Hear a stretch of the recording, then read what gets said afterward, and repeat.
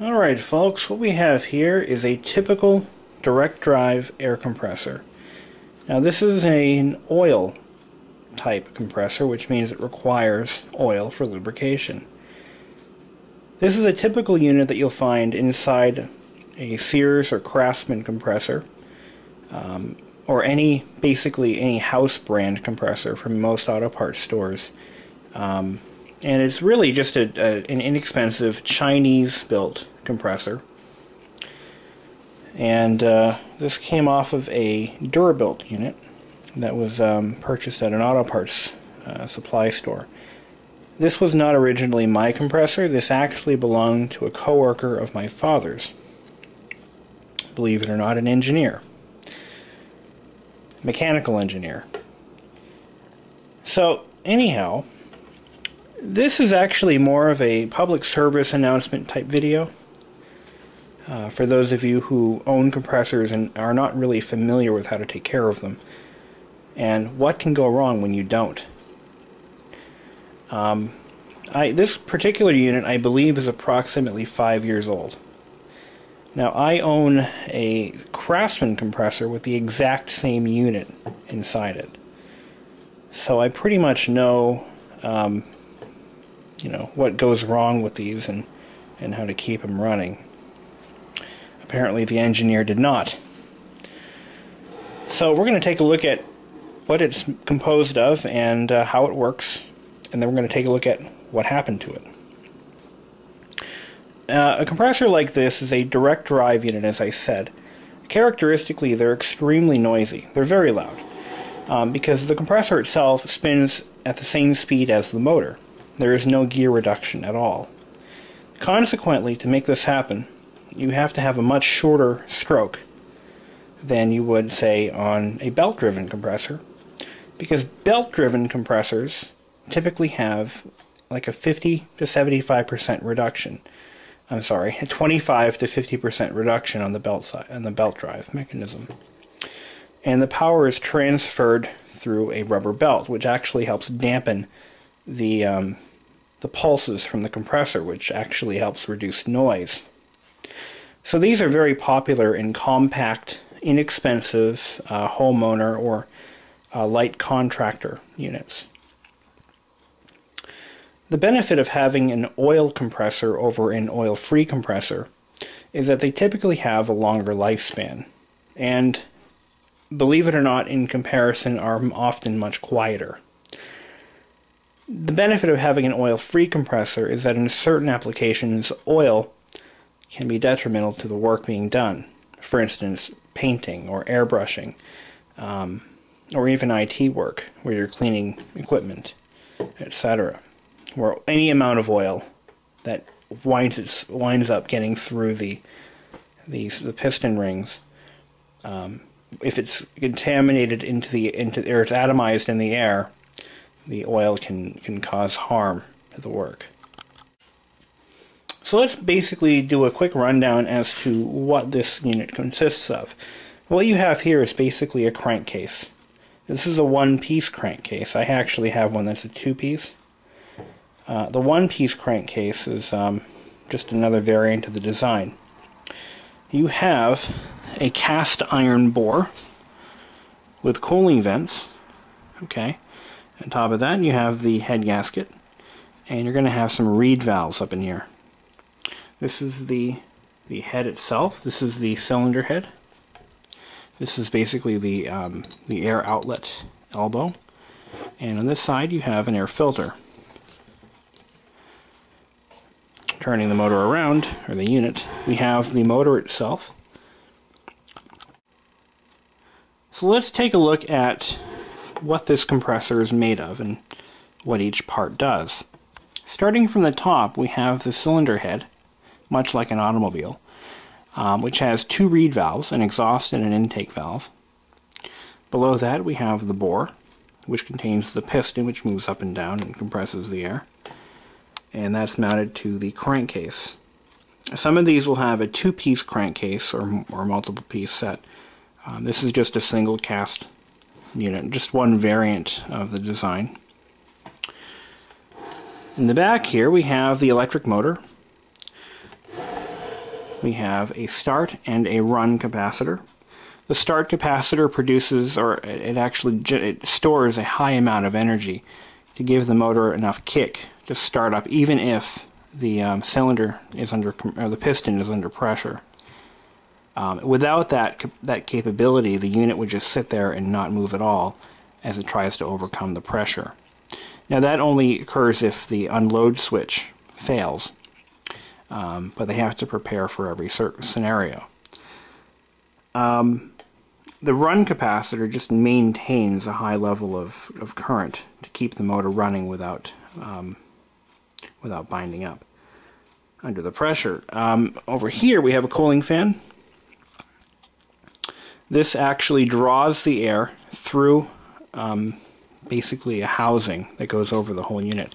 That's why you can't run these with the housing removed. That's very dangerous. What this does is it actually draws the air from the front and pushes it out the back. In doing so, it actually helps draw air through the motor as well. But there are no vents on the front of the motor, which is unusual. It should have them, but it doesn't. So the motor doesn't really have much ventilation. Now on the compressor unit itself, you have basically the control box, the cutoff switch, which is linked to the unload switch, and the unload switch, when the compressor reaches its maximum allowed pressure, it actually opens up a valve which drains any air inside the cylinder, so that when the compressor starts up again, it's not under a load. So, now that we've gone over the basic anatomy of the unit, we're going to take a look at one other thing. Now, this window tells you how much oil is in the compressor itself. As you can clearly see, it is black. That does not mean it is full of oil. That means it is bone dry. Now let me explain. These compressors are not manufactured with the tightest of tolerances. They're not the best of quality. Sometimes, during manufacture, some metal shavings or what have you might be left in the unit. And the only way to, prevent issues down the road is to change the oil probably about every couple hours after the first use. After the first couple hours of use, you want to change the oil. My rule of thumb is I do the oil changes on my compressor once every season based on usage. Now you got to figure this thing is about 5 years old. It turns out the owner did not realize that it required oil. Big mistake. So what happened was, now as the oil ages and gets contaminated with moisture, metal shavings, even the lubrication that they assemble it with, it's called assembly lube, all those contaminants reduce the effectiveness of the oil, and the oil turns dark. So about halfway up, you should see oil up until about the halfway mark, and the oil should be almost transparent. But as the oil darkens, it becomes like a stale gray color, and that's when it's time to change the oil. In this case, the oil had never been changed in 5 years. You got a pretty good life out of it, but I still don't know how much usage you got out of it. That said, as the compressor began to wear out, because there was no oil in it, or the oil was too contaminated, it started to cause excessive wear between the piston and the bore, or cylinder. When that starts to happen, more and more oil winds up in the cylinder area and ultimately into the tank. So, in the meantime, you're losing what little oil you do have, or however little effectiveness it has anymore, and the wear and tear starts to increase exponentially. The compressor will start to run hot. You might notice a strange smell of like burning plastic or whatever. And that's just a bad situation to be in. Until one day you fire the thing up and hear that? Thing locks right up. So what we're going to do in this video is we're going to do an autopsy of this compressor and see what exactly happened. I know what happened, and I think some of you will too. But it's better to get a visual representation of the actual damage that you're doing to your compressor by not maintaining it. And so that way you get a better idea as to really what's going on. Well, I've removed the 3 mounting screws, and we're going to take a look at the carnage that lies within.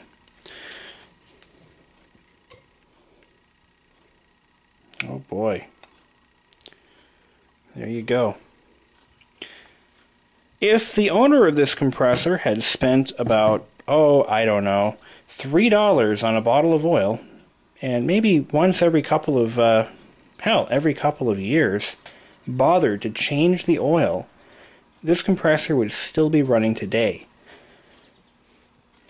Now, as you can clearly tell, the piston is basically seized into the bore, and, well, it ain't going anywhere anytime soon. Look at the damage this thing had seen. Look at that. This is the bearing journal. It's actually cast as one piece, but technically you can see that there's a groove in there for oil. Well, when there is oil, and that's what it's for. Broke off one of the oil baffles when that broke. Look at all these little chunks. Not only that, but you can clearly see that the keyway here is no longer centered. So actually what he did was, there's a bolt that goes through, and that's what locks it to the shaft, and that twisted out of place. So the motor saw some torque at that point. So it's pretty much junk. It's done for. This rod is gone. So let's go ahead and take a look at the top of the piston and see if we can see any scoring. Of course I can see some now. That's pretty bad. Just real quick, take a look at the, well, what would that be called? The crank. And you can see that this thing ran and took some serious punishment for quite a while before it finally seized up. And it wasn't the crank that seized, it was the piston. So that was the first thing to seize up on this. But it's hard to believe that at one point, you know, that nicely wrapped around there. Now one observation that I'm making is, look at this oil, it's just nasty. It feels kind of syrupy. You know, it's full of metal. And look at all that metal in there. Better wash that out of my hands. The motor itself is still good. But I have no use for this motor. I might actually hang on to it because I have another compressor that uses the exact same motor, so maybe I'll hang on to it as a spare. Alright, so we've got, here's the valve assembly, and as I thought they were in fact reed valves. Here is one reed valve.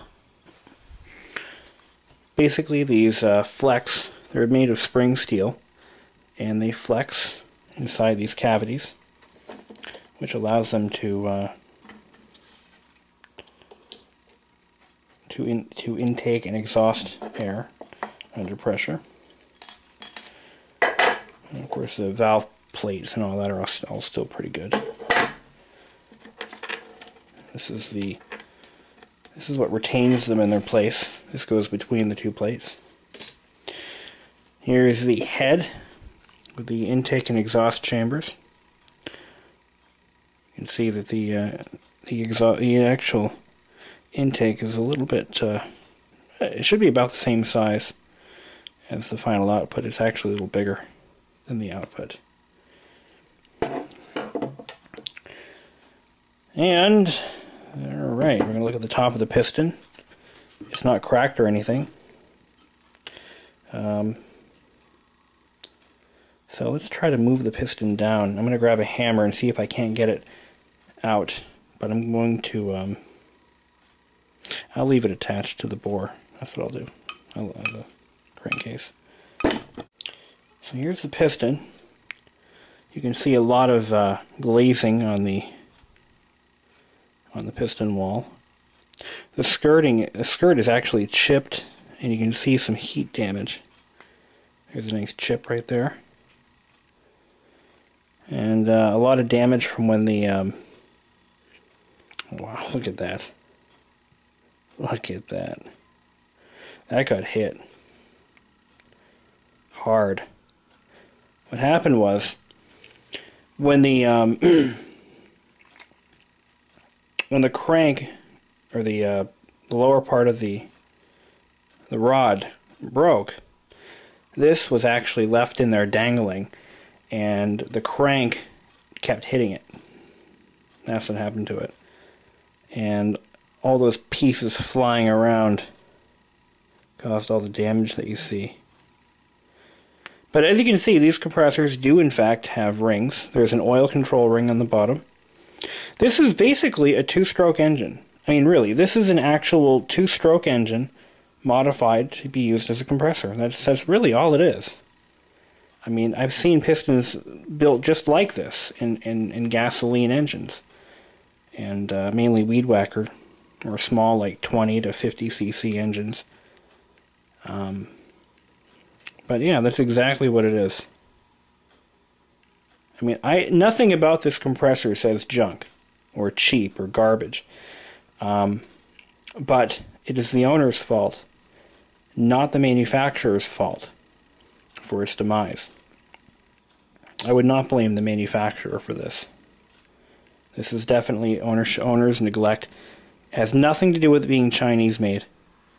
I'd say this piston is actually plated, probably with chromium or something. But it's definitely plated, so I mean they actually made a quality product. And this is not an expensive unit. This compressor probably cost about $150 to $200 brand new. Couldn't have been more than that. But it actually came out fairly easily. And once it had a chance to cool down, but you can see the piston no longer fits in the bore. Not smoothly anyway. I can't get it in there. It should just drop right in. But the bore is probably deformed. Let's take a look at the bore a little bit. We'll get the light on. Take a good look in there. You can see scoring at the bottom. You can still see the hash marks, or the hone marks, for the most part. But a lot of discoloration, a lot of signs of heat buildup. Not good, not good at all. An engineer on this, a mechanical freaking engineer. Can you believe it?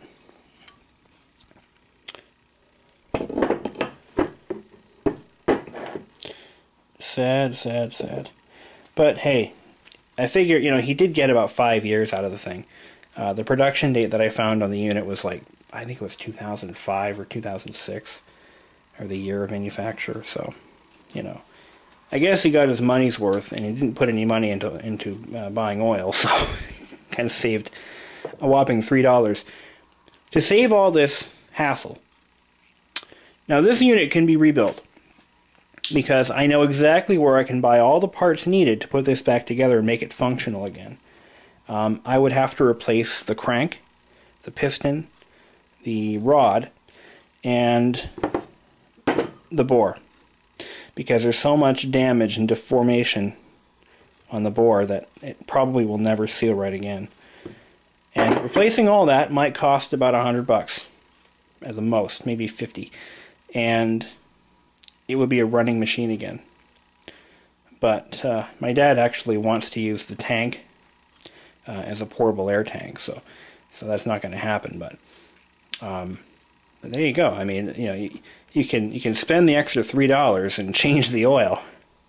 One bottle will get you probably 3 seasons worth of oil changes. That's if you use it a lot. And you only have to change it when the oil starts to turn dark gray, and then you change it, and then you move on. But this is just abuse. If you're wondering about this little device here, this is actually the start switch. This is a centrifugal startup switch. When the motor reaches operating speed, this collar swings forward as these weights pull out, and it disables the startup winding. This is just a very, very cheaply made version of what you see on a lot of industrial motors. It's not the best of quality, but it gets the job done. Apparently for 5 years. And these motors, by the way, do not require any maintenance. I believe this is a brushless motor, to be honest with you. I don't know where the brushes are on it, if there are any. Typically the brushes are mounted towards the front, but they might be in the back. But anyway, yeah, I don't know. I really don't know where the brushes are, if there are any. I don't see them in the front, so they must be towards the back. Anyway, doesn't matter at this point. But anyway, the motor is permanently lubricated. It has bearings on either side that are sealed, so you don't have to worry about that. And the noise that you're hearing is the startup centrifugal switch. So, well, that's it for now.